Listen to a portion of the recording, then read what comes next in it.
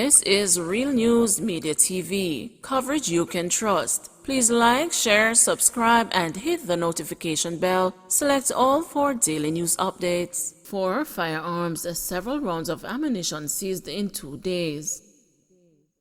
Law enforcers are reporting that 4 firearms and several rounds of ammunition were seized in different operations island-wide over 48 hours. The weapons include a 9mm Smith & Wesson pistol, a .38 Taurus revolver, a Walter PP pistol, and a Taurus 9mm pistol. The operations took place between Wednesday and Thursday in Kingston, St. Andrew, and St. James. According to a release from the Jamaica Constabulary Forces Corporate Communications Unit, the St. James Police seized a Walter PP pistol and 3 9mm rounds of ammunition during an operation in Anchovy in the parish on Wednesday.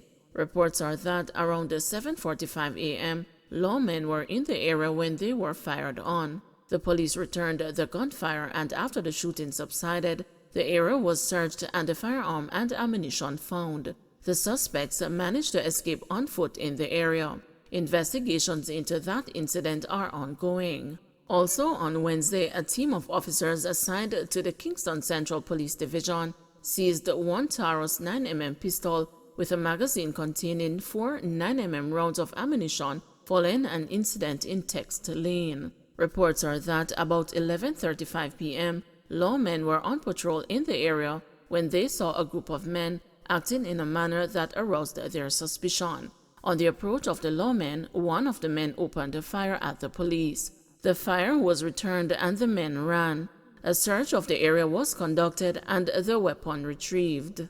No one was arrested in relation to the seizure.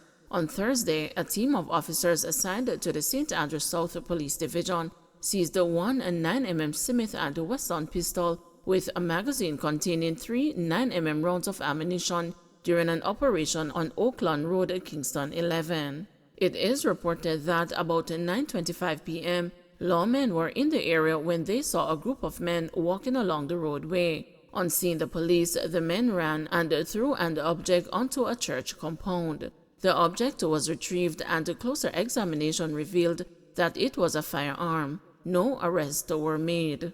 Also on Thursday, 1 man was arrested following the seizure of an illegal firearm and several rounds of ammunition during an operation on the Newlands Main Road in Portmore, St. Catherine. The Portmore police reported that at about 8 p.m., lawmen were in the area when they saw a man acting suspiciously. On seeing the police, the man ran and hid inside a bar. He was accosted, searched, and a .38 Taurus revolver containing 4.38 rounds of ammunition was found in his possession. He was subsequently taken into custody. His identity is being withheld pending further investigations. Tax offices now unable to collect traffic ticket payments. Tax Administration Jamaica says it is currently not able to collect payments for traffic ticket fines at its tax offices or via its online portal.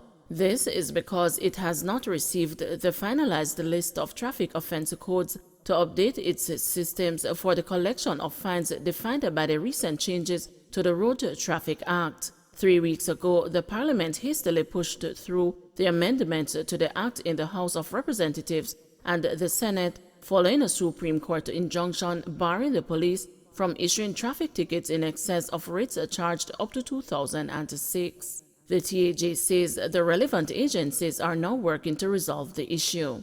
In the meantime, traffic ticket fines as defined by the new legislation presented at a tax office or attempted to be paid online will not be accepted or processed. Persons are urged not to visit the tax offices or attempt to make payments online, said a TAJ spokesperson in a media statement. The TAJ is advising people with tickets to visit courts or to contact the National Security Ministry to be further guided. World on alert as UK reports cases of Omicron COVID variant.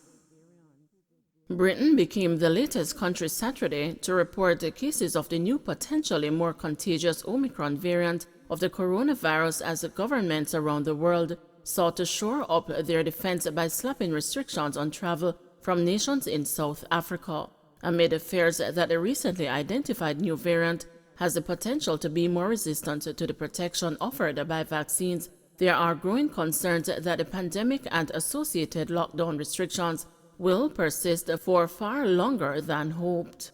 UK Health Secretary Sajid Javid confirmed that 2 people have tested positive with the Omicron variant and that the cases are linked and related to travel from South Africa. One is in the southeastern English town of Brentwood, while the other is in the central city of Nottingham.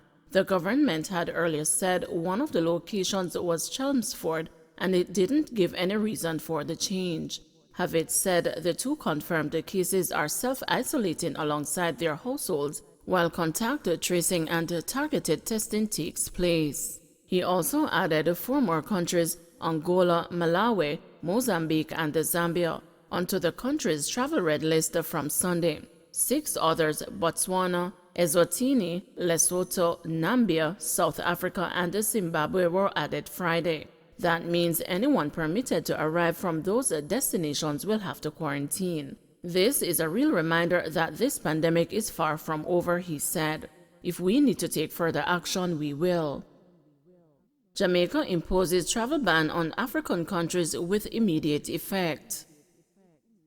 Jamaica has with immediate effect imposed restrictions on travelers from a number of African countries following the emergence of the new COVID-19 variant Omicron. The announcement was made by the Ministry of Health and Wellness on Saturday. The countries are Botswana, Eswatini, Lesotho, Malawi, Mozambique, Namibia, South Africa, and Zimbabwe. The Health Ministry in a release said all persons who are not citizens or permanent residents of Jamaica and who have visited the listed countries within the last 14 days will not be allowed to enter Jamaica. At the same time, all Jamaican citizens and permanent residents who have visited the countries listed within the last 14 days will be allowed entry. However, they will be subject to mandatory state-supervised quarantine for no less than 14 days. The WHO labeled the newly discovered strain as a variant of concern. The B11529 variant was first detected in South Africa, but cases have so far been confirmed in Botswana, Belgium, Israel, and Hong Kong. 9 additional COVID-19 deaths and 96 new cases reported.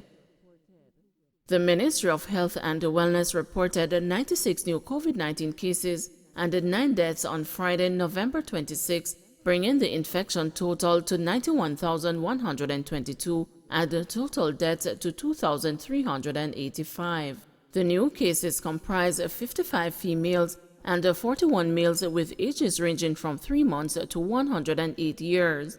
The cases were recorded as follows: Clarendon 10, Hanover 2, Kingston and St. Andrew 19, St. Anne 19, St. Catherine 18, St. James 5, St. Mary 8, St. Elizabeth 1, Westmoreland 2, Trelawney 1, St. Thomas 6, and Manchester 5. The deaths reported occurred between September 8 and November 25.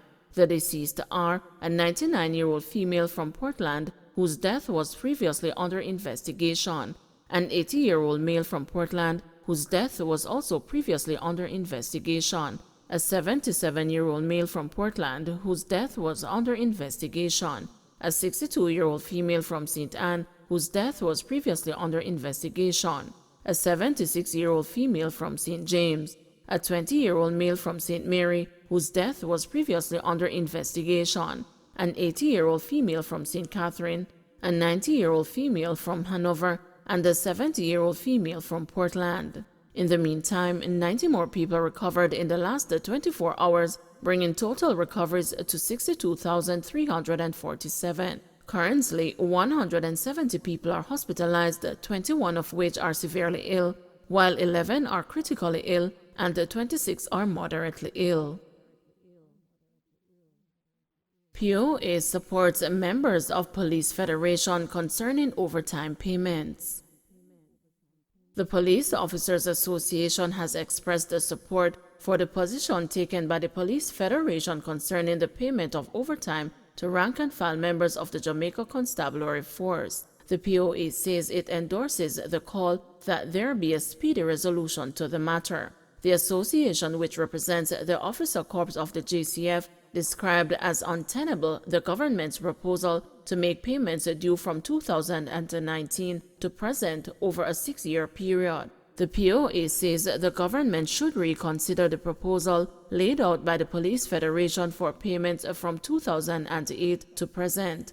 The association noted that some members of the Officer Corps will also be affected by the outcome of the matter, and there may be a fallout in operational activities should it not be settled amicably. In the meantime, National Security Minister Horace Chang says the government intends to settle the matter of overtime pay owed to rank-and-file members of the Jamaica Constabulary Force. Speaking with the news, Dr. Chang said the matter is one that will be amicably resolved.